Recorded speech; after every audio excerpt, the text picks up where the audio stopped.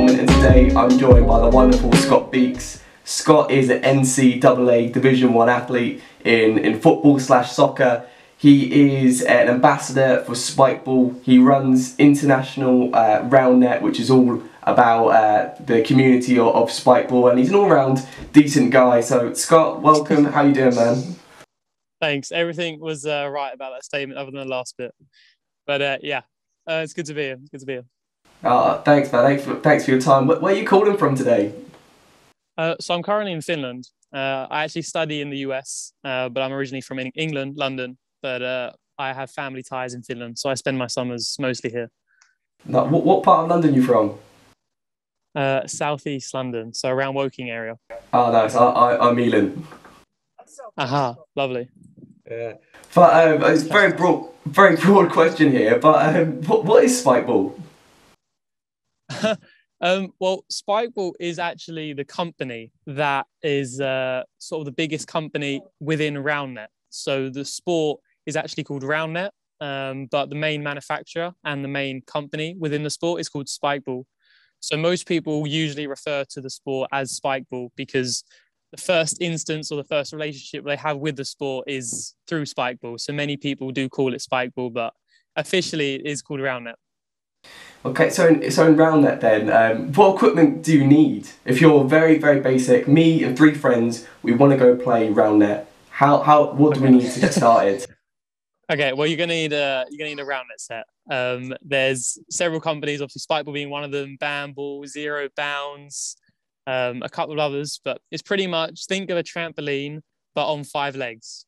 So I mean, loads of people call it like a bouncy mat. They've never seen it before, but it is pretty much just a net spread across a rim, a circular rim, with 5 legs to support it. And yeah, it's basically volleyball, but with it being a trampoline on the floor instead of hitting it over a net.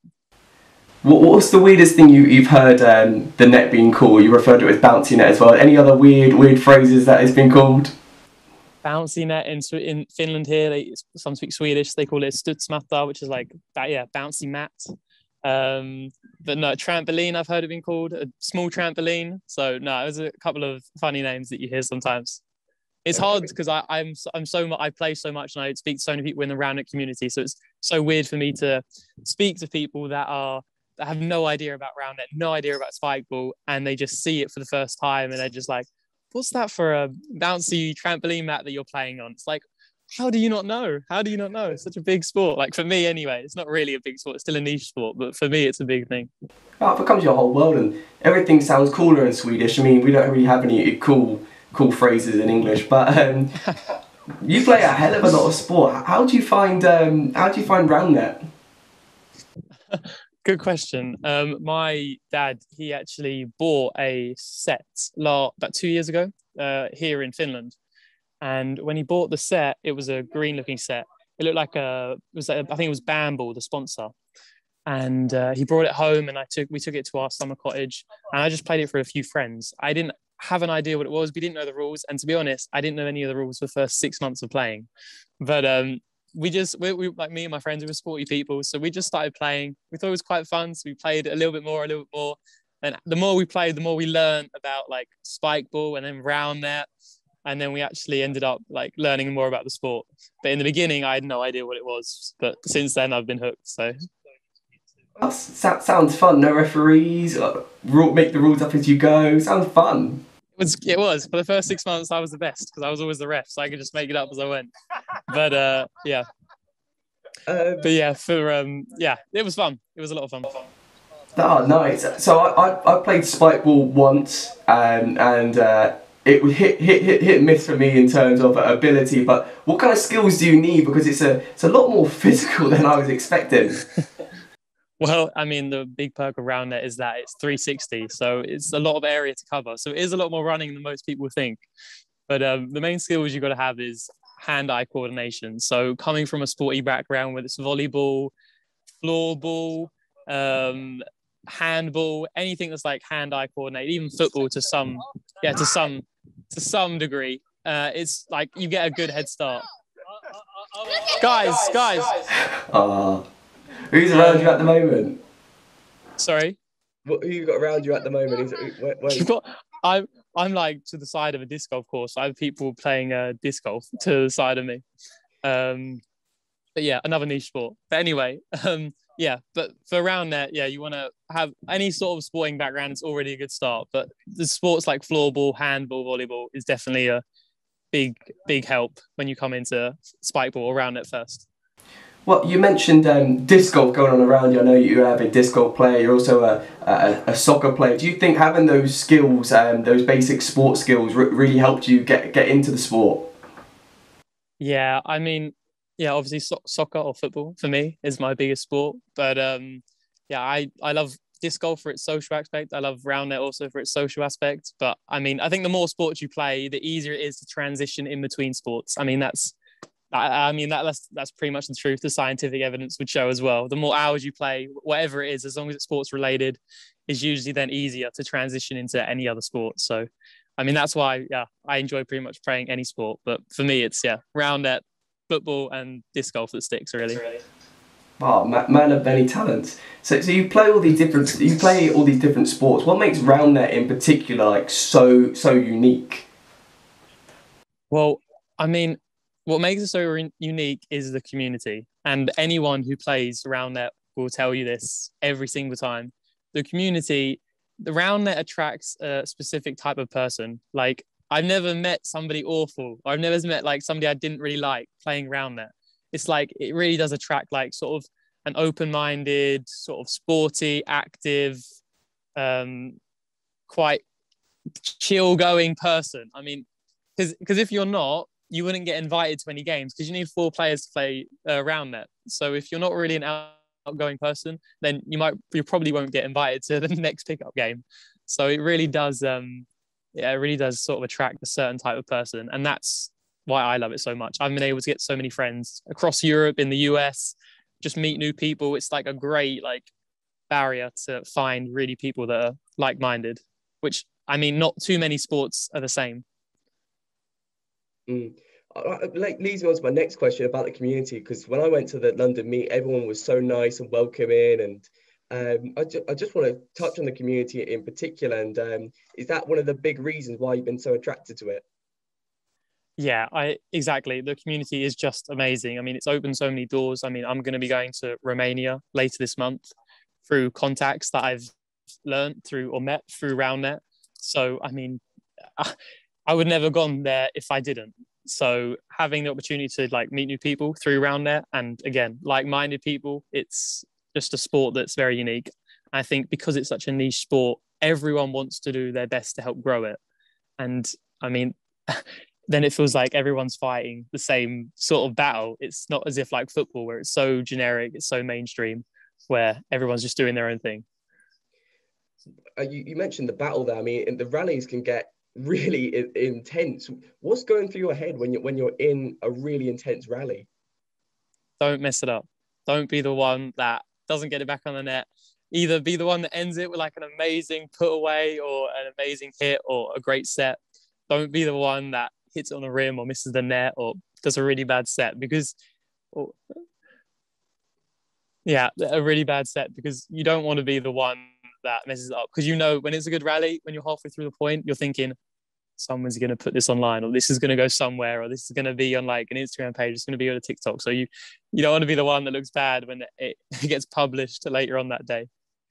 I was going to say a lot of my spikeball experiences come from literally just watching YouTube videos and like seeing all these amazing rallies. You know, do you feel like you need to put on a show when you see the cameras are out and it's a good rally? Well, I'll tell you a good story that I got told by the European champion, Benny Batchelor, who's from Austria. He, for one of the first times I spoke to him, he told me about when he was playing pickup with his friends, playing round it. And he always said, every time or anytime there's people walking past and they're really interested, which happens a lot when you play round it, there's always people who just stop and stare like, what's going on? Every time when he's playing pickup with his friends, he'd just say, guys, it's showtime. Because he sees so many people watching. So he's like, okay, guys, now we're just going to not like go really try hard or put the ball away. We're going to maybe make it a little bit easier for the defense to take it so we can get a long rally going, just so everyone who's watching can be like, wow. And it will like gather their interest even more. So yeah, it's that's when there's a lot of people and things going online, then you're more likely to have a good rally like you might see on YouTube sometimes. I mean, that was my experience when I was watching it in London. Just people gathered around watching some of the best players playing in the London meetup.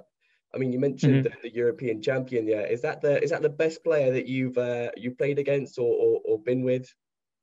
I unfortunately haven't played against him yet. I will be playing, or I could meet him in Romania in a couple of weeks. But the best players that I've played with is some of the best players in the world. When I played in a tournament in New York, in New Jersey, and then New York, um, there was some of the best players in the world at those tournaments, and it's just so much fun to watch. I mean, that's why even if you don't even know what round it is, but you're attracted or interested in watching a YouTube video on it, because it's just how can you not enjoy watching people just be athletic, throwing themselves around, getting a ball on the net, playing a different new niche sport. I mean, it's just great to watch. Yeah, when I went to go see it, it was just people throwing themselves on the floor, covered in mud. It was incredible. Yeah, that's what we all play for. Everyone's sort of playing for that point. Everyone just knows that if you play for 2 hours, you might get that 30 seconds that is just great quality content. And everyone plays for it. Even when there's a good rally, but you lose it, you're so happy because you got such a good rally that people can use to expose round net even more to more people. So you played round net across the world. How big is sport growing? Because it's more and more. You see it across different languages now. I mean, how big is the sport growing? I'd say it's growing massively every year. I'm obviously a little bit biased and a bit of an insider because I'm always like linked to a lot of communities around the world.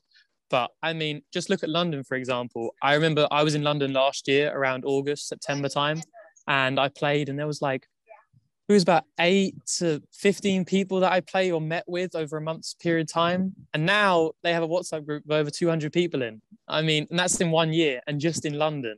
So I hope that sort of says how big the community and how big round net as a sport is growing. But in the US, it's been big for quite a long time and it's continually growing. But in Europe, over the last 2 years, it's grown massively, pretty much everywhere. Any country, any capital city you want to type in on Instagram, you'll find a round net page, I'm sure.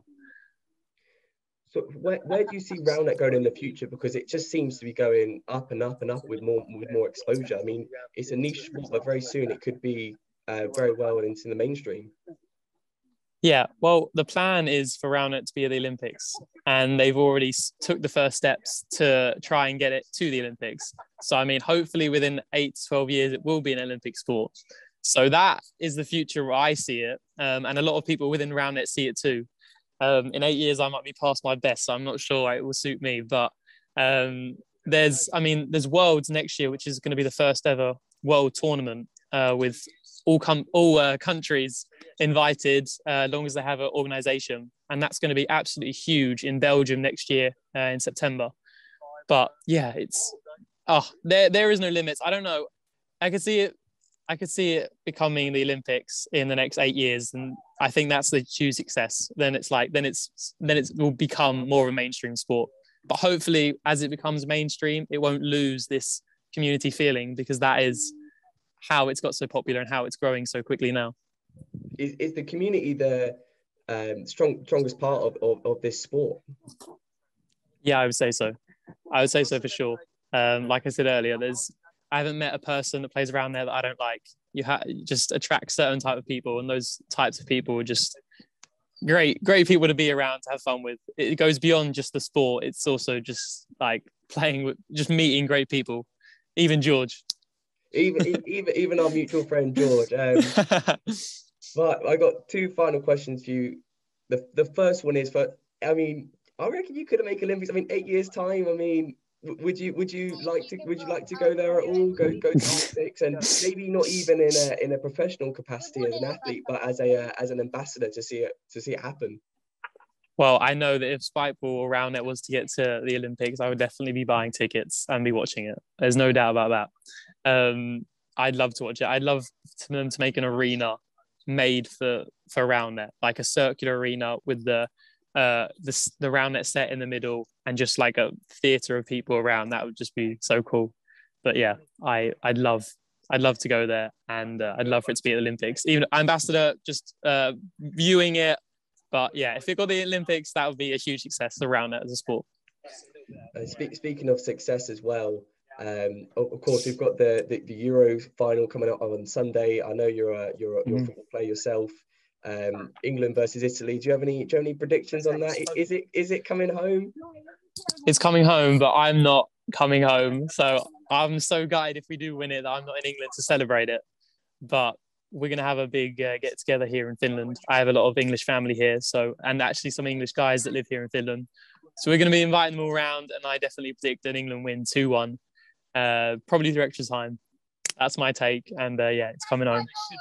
Fantastic. Thank you so much for your time, Scott. And if the people at home want to check out more of your content, keep up to date with what you're doing in the world of roundnet and otherwise, where can they find you?